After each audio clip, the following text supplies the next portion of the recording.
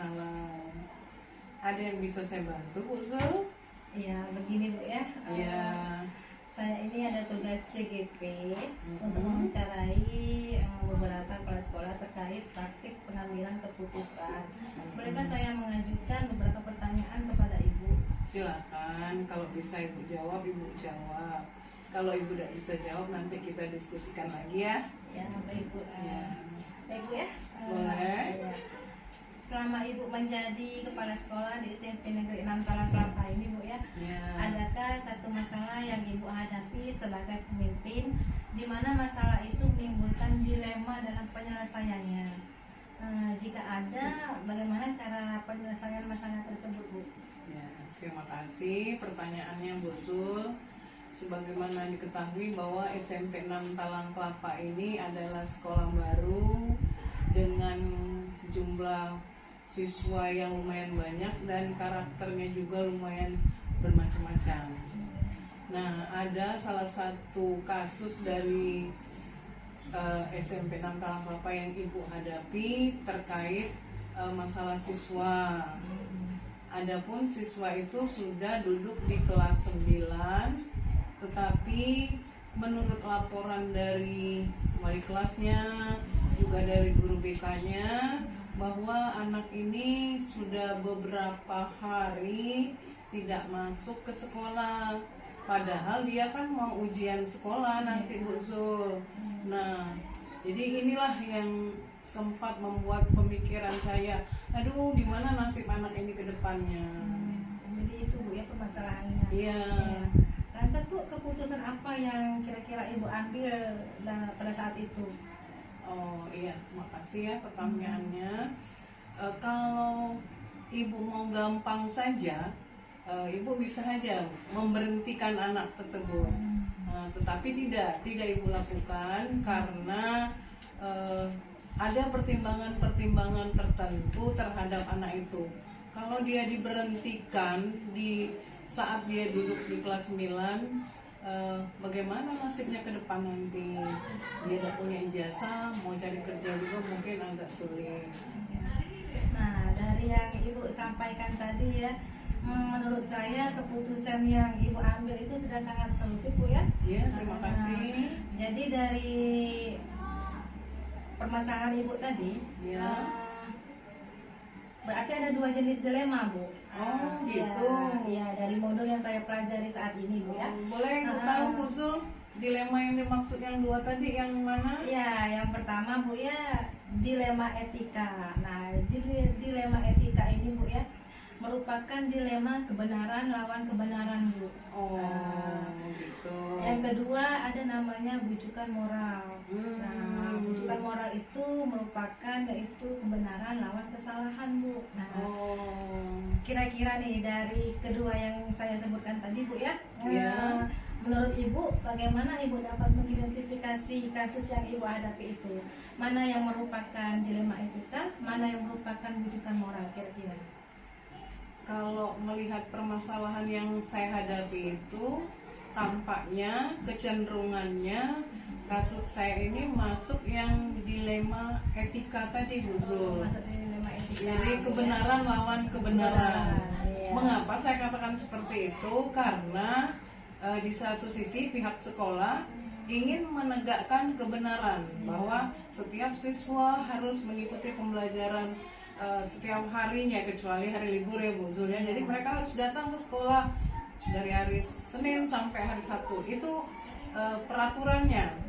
Tapi mungkin dari sisi yang lain, sisi anaknya, mungkin anak tersebut juga punya pertimbangan-pertimbangan tertentu yang mengharuskan dia tidak bisa hadir ke sekolah setiap hari mungkin. Jadi di sini ada kalau orang sana bilangnya mungkin apa? Win-win solutionnya yang mau dicari, seperti itu. Ya Bu ya, jadi Ibu merasakan adanya dilema etika. Iya. Nah, dari permasalahan yang Ibu hadapi tadi Bu ya, kira-kira ada nggak nilai kebajikan yang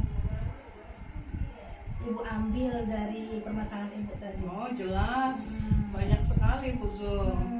terutama adalah nilai-nilai sosial mungkin.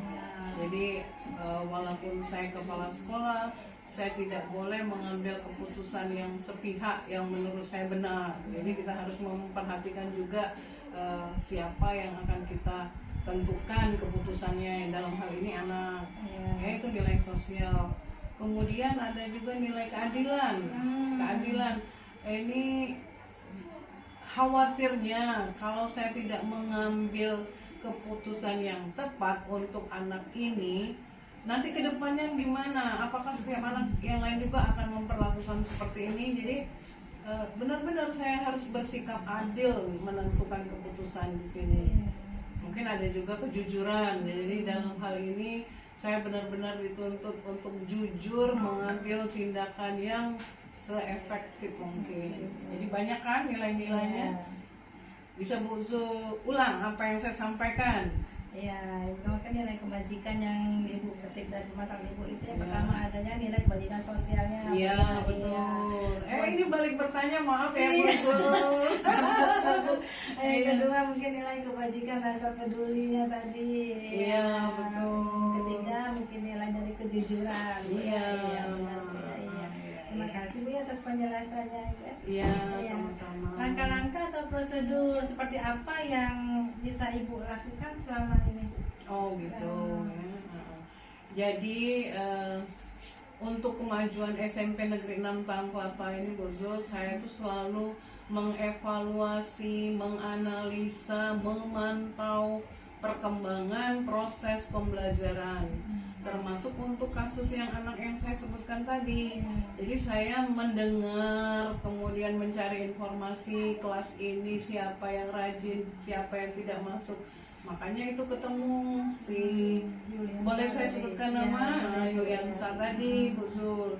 Nah setelah mendengar ada informasi, saya akan berkonsultasi dengan guru kelasnya, wali kelasnya, kemudian guru BK-nya. Nah, kalau misalkan masalahnya masih yang ringan-ringan, biasanya saya serahkan dengan wali kelas atau guru BK menyelesaikan. Tetapi kalau sekiranya wali kelas ataupun guru BK sudah menyerah, kadang-kadang maaf ya Bu, guru-guru kita nih ada batasnya, dipanggil sekali masih enggak, panggil 2 kali masih enggak, akhirnya mereka menyerah. Tapi kalau kepala sekolah tidak ada kata menyerah untuk menyelesaikan masalah yang ada di sekolah ini. Jadi akhirnya saya berkesimpulan dibantu oleh wali guru BK, biasanya wakil kesiswaan juga, panggil orang tuanya. Kita hadirkan orang tua, kita cari akar masalahnya, sebab musababnya. Makanya setelah mendengar dari penjelasan orang tuanya, kalau idealnya memang anaknya juga harus dihadirkan, dan kebetulan kemarin saya menyelesaikan sudah menghadirkan orang tua dan anaknya. Jadi rupanya diketahui penyebab dia tidak masuk sekolah itu apa. Nah inilah yang bikin saya selaku kepala sekolah dan juga selaku orang tua miris mendengarnya. Ada anak usia segini sudah mencoba mencari penghasilan sendiri. Jadi kalau sudah dipanggil orang tuanya, langkah berikutnya saya akan mengevaluasi kembali. Gimana nih setelah saya panggil, saya cari sebab musababnya, sudah diberi solusi, apakah ada perkembangan? Ternyata alhamdulillah, saya sudah menanyakan kepada guru-guru, ternyata anak itu sudah rajin kembali ke sekolah. Alhamdulillah ya. Berarti dari penjelasan Ibu tadi dalam pengambilan keputusan tersebut ya. Hal apa yang Ibu anggap efektif itu? Efektif? Iya. Segala sesuatu itu akan menjadi efektif kalau ada masalah. Yang penting adanya komunikasi yang baik. Dengan wali kelas, dengan guru BK, dengan orang tua, kepada peserta didik harus terjalin komunikasi yang baik agar kita bisa mencari solusi yang terbaik juga. Saya garis bawahi Bu Zul, komunikasi yang baik. Iya, jelas untuk mewujudkan itu ya, pasti Ibu mempunyai suatu tantangan dalam menghadapi kasus tersebut? Kira-kira apa tantangannya? Hidup kalau tidak ada tantangan tidak asik, Bu Zul, ya. Jadi apalagi dalam satuan pendidikan yang gurunya banyak, yang siswanya banyak, pasti ada tantangan.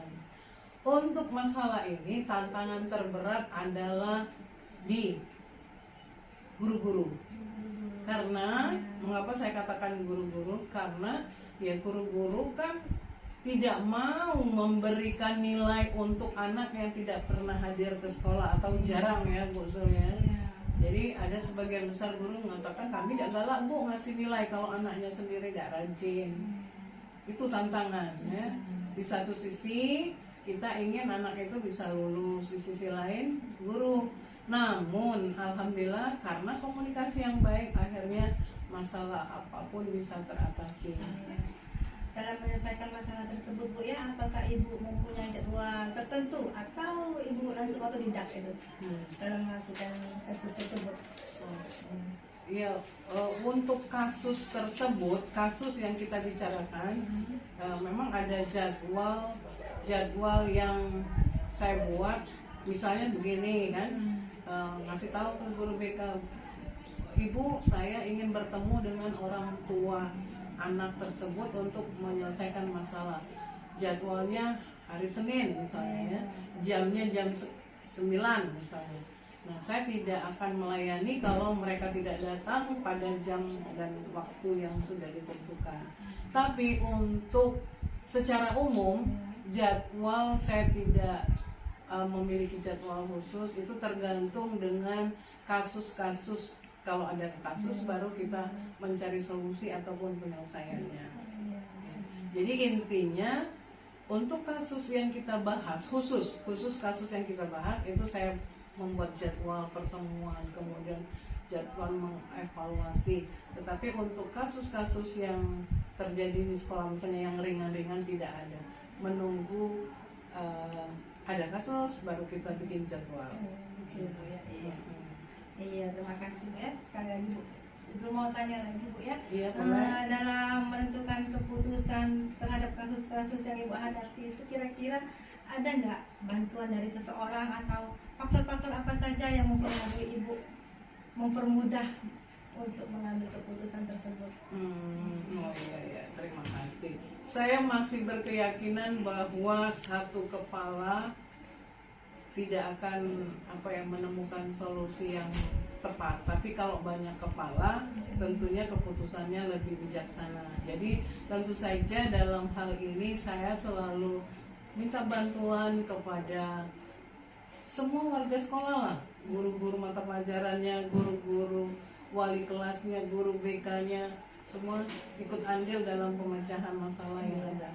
Saya tidak bisa bekerja sendiri kalau tidak ada bantuan dari orang lain. Berarti harus ada kerjasama, Bu, ya. Iya, betul. Iya. Baiklah, Bu, ya. Tanya yang terakhir nih, Bu. Iya, boleh mau ditambah juga nggak apa-apa, Bu Zul. Dari semua yang Ibu sampaikan tadi nih, bisa nggak Ibu petik dari pengalaman Ibu itu pembelajaran apa yang kira-kira bisa Ibu ambil dari pengalaman Ibu dalam menyelesaikan suatu permasalahan yang Ibu hadapi tadi terkait konsep pengambilan keputusan terhadap kasus yang dilema etika yang Ibu alami? Oh, wah, baik. Pembelajarannya yang pertama adalah harus berpikir sematang mungkin dalam mengambil keputusan. Jadi artinya kita tidak boleh mengambil keputusan sekehendak kita sendiri atau sesuai dengan apa yang kita inginkan, itu tidak boleh. Jadi kita harus memikirkan dampaknya terhadap orang lain. Jadi yang pertama itu. Yang kedua, komunikasi itu harus terjalin dengan baik dalam kehidupan ini.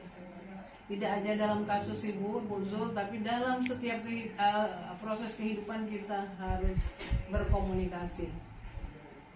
Yang ketiga itu kerjasama atau kolaborasi antar guru, antar wali kelas, guru BK, wakil kepala sekolah itu harus terjalin dengan harmonis.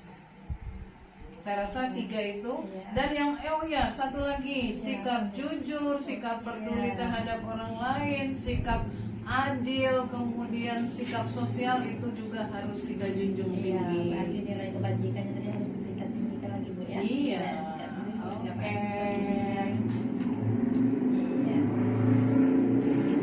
Baik Bu ya, terima kasih atas kesempatannya pada kali ini. Terima kasih. Sama-sama. Meluangkan waktunya. Semoga kedepannya lagi Ibu lebih sukses lagi. Sama-sama. Amin amin. Terima kasih juga. Teriring doa untuk kesuksesan Bu Zul ya. Amin. Ikuti pelatihan CGP ini dengan giat. Ibu tunggu kabar selanjutnya menjadi pengganti Ibu di SMP Amin. Nangka. Terima kasih Bu. Zul akhiri dulu Bu ya. Iya. Kita pada siang hari ini. Iya. Wassalamualaikum warahmatullahi wabarakatuh. Waalaikumsalam. Makasih. Iya. Ya.